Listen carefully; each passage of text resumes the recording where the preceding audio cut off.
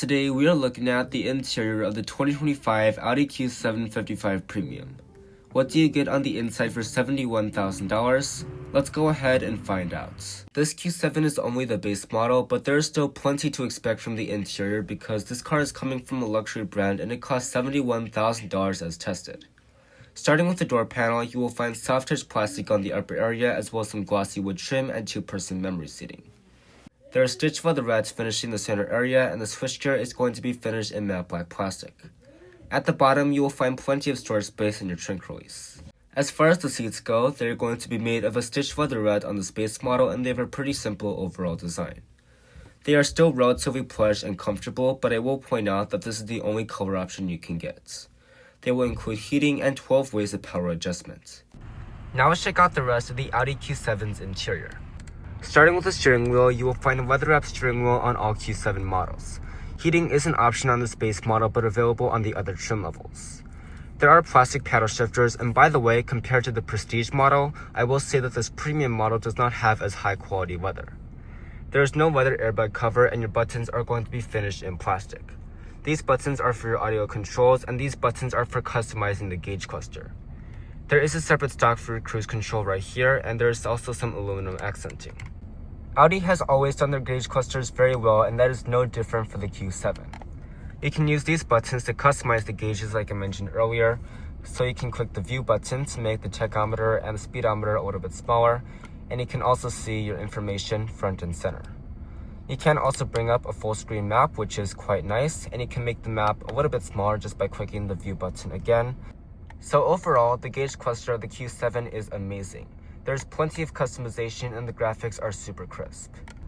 As far as materials go, the Q7 does pretty well in this area. On the base model, you will find soft touch plastic on the upper dash, but keep in mind that with the Prestige, you can have all surfaces finished in leather. There is a lot of gloss black through here and some aluminum trim with Quattro branding, and it does actually light up at night, which looks super cool. There's some glossy wood trim beneath that, some more gloss black, a little ribbon of aluminum and a little ribbon of wood trim, and some leatherette beneath that. Overall, I would say the material quality and the build quality of the Q7 is amazing, but if you want all surfaces finished in leather, go ahead and get the Prestige. Even though the Q7 is a family car, it actually doesn't do too well in the area of storage. Right here are 2 cup holders which are on the smaller side, and there's a slot designed for your key fob. By the way, this is what it looks like. It is finished in high gloss black and aluminum, and it feels very high quality. You will also find a 12-volt outlets, a little tray right here for something like a granola bar, and taking a look inside the center console, you will find a little bit more room than before because they removed the wireless phone charging pad, but it still isn't a lot. There are also 2 USB-C ports, and it is felt lined. The climate controls are integrated into this bottom screen. No, these are not physical buttons, but they're basically as easy to use as physical buttons. They are all here and they never move. On this Q7 55 Premium, there's dual zone up front and 1 zone in the rear. Higher trim levels can give 4-zone climate control, which is very nice. To adjust the temperature, you can use these buttons right here, but if that takes too long, you can slide this out and do it a little bit easier that way. You can also adjust the mode, adjust the fan speed, and you will kind of hear a little click. That is because both of these screens have a haptic feedback.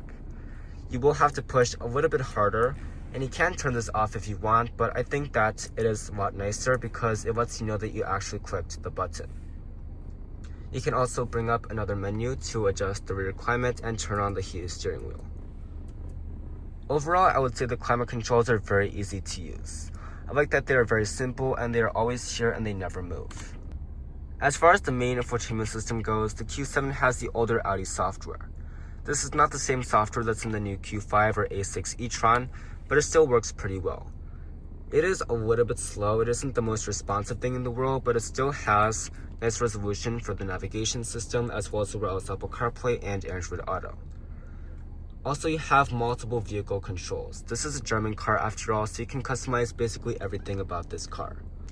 When you go into the seat menu, you can actually adjust how strong the heated seats are in the back and the bottom portion.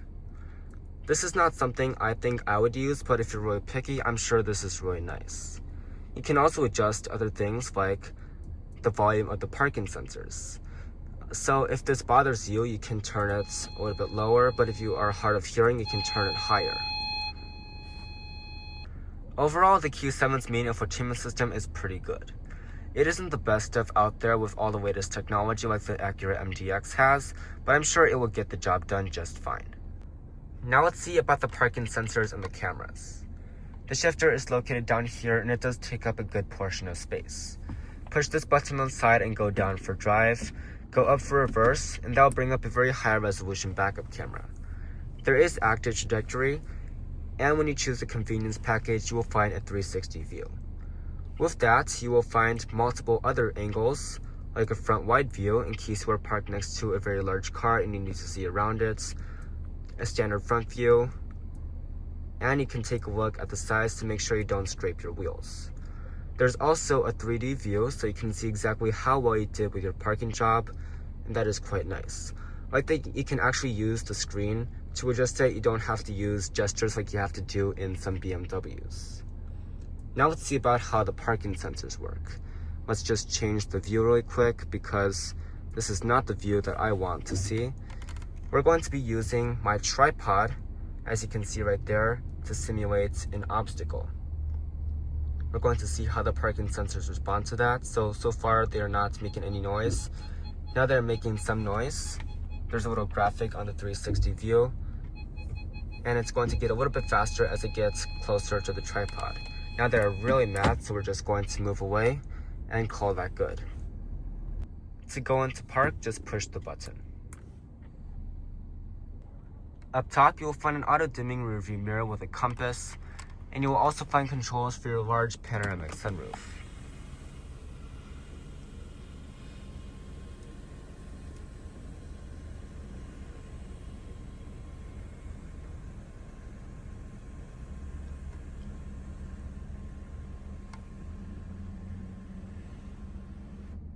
Now let's take a look at the passenger side on the Audi Q7.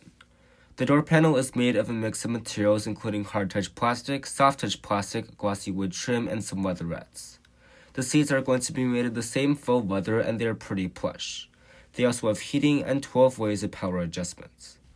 Even though they aren't made of real leather, they still feel relatively realistic, although Valcona leather is available on the Prestige. On the dash, you will find a lot of gloss black as well as some aluminum and glossy wood trim. There's also a large vent that goes across the whole dash. The glove box is going to be felt lined and has plenty of storage space. But let's go ahead and take a look at the rear seats because the Q7 is the most family-friendly and practical Audi SUV after all. On the door panel, you will find some hard-touch plastic at the bottom as well as some storage space and some leatherette through the middle area. Unfortunately, there are no sunshades. The seats really aren't anything special, although they are relatively comfortable. They are made of leatherette, but they are not heated on the Space model. In the back of the Q7, there is plenty of legroom and headroom. The back of the seat is going to be finished in a padded leatherette, and there is a netted mat pocket for extra flexibility. In the middle area, you will find two vents, a simplified version of a third zone of climate control, and at the bottom, you will find a 12-volt outlet and two USB-C ports. A 4-zone climate control with a more premium setup is available on the Premium Plus and Prestige. When you fold down part of the middle seat, you will find an armrest with two cup holders. But that's the second row. Let's go ahead and take a look at the third row next. In case you forget to fold up the third row, you don't have to go all the way around to the trunk. There are some quick access buttons to easily fold that up from the second row. Accessing the third row is not the easiest thing to do, and kids definitely could not do this on their own. You have to fold it down, then pull it up with this handle right here, and it definitely takes some muscle. With the second row slid all the way back, I have no additional legroom and the thigh support is very bad in the Q7. At 5'10", I am not comfortable. Amenities include a cup holder and a plastic armrest. No vents or USB ports are included.